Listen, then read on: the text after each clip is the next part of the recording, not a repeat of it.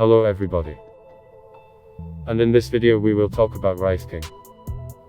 This is a hero whose gameplay is not very different. Only the assembly changes, depending on your preference, and the heroes who play against you. The same applies to talent. According to Dota buff statistics, 80% of players at the 10th level take 20 to attack speed. At level 15, choose plus 15 to strength. At the 20th, no reincarnation mana cost, and on the 25th, they study reincarnation casts blast. And while the vast majority of players simply ignore such a thing as mortal strike, the charges are accumulating on it, but nobody wants to use them. And in fact they are very underestimated. Plus, skeletons have a small reward for killing and 50% resistance to magic. And probably many thought came to what would happen if we pump in the very talents that enhance mortal strike. But few dared to try it. The main advantage of this strategy is that you can play Wraith King in the most common way. You can go to the easy line, buy yourself a Midas, Armlet, Radiance, Blink Dagger. That is, what will not be usual, it is only a pumping of talents. Now let's pay attention to the skeletons themselves. They have only 35-40 hand damage.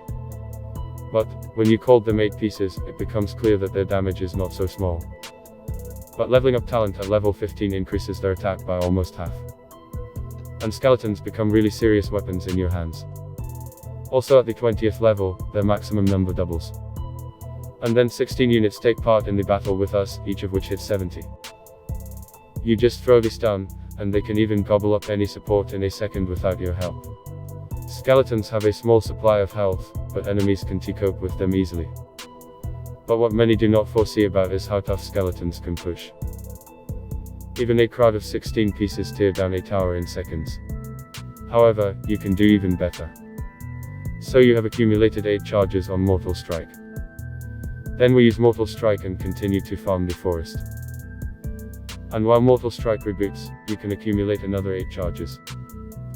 There is one important point here, that it was Wraith King who made the last blow, because if the skeletons kill the creep, then you will not get a charge on Mortal Strike.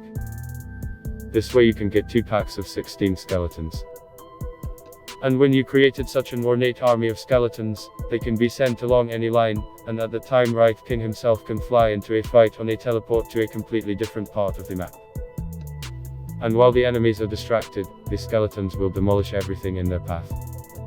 By the way, a crowd of skeletons of 32 units break the side in seconds. And if it happened that this crowd reached the throne, then this is simply without a chance, because the throne will not last even 5 seconds. And you do not always have to send them to push. You can always use them as additional weapons in battle.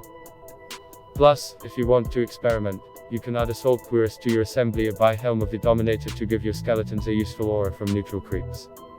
With such an image, an even more interesting effect can be achieved. Wraith King, who focuses on Mortal Strike, is a very powerful tactic that can bring you victory. Even Broodmother or Nature's Prophet are inferior to Wraith King in pushing speed. I take into account that for skeletons they give only 5 gold and experience. The only thing that can prevent such a strategy is heroes with a strong splash. For example, Sven or Kunkka.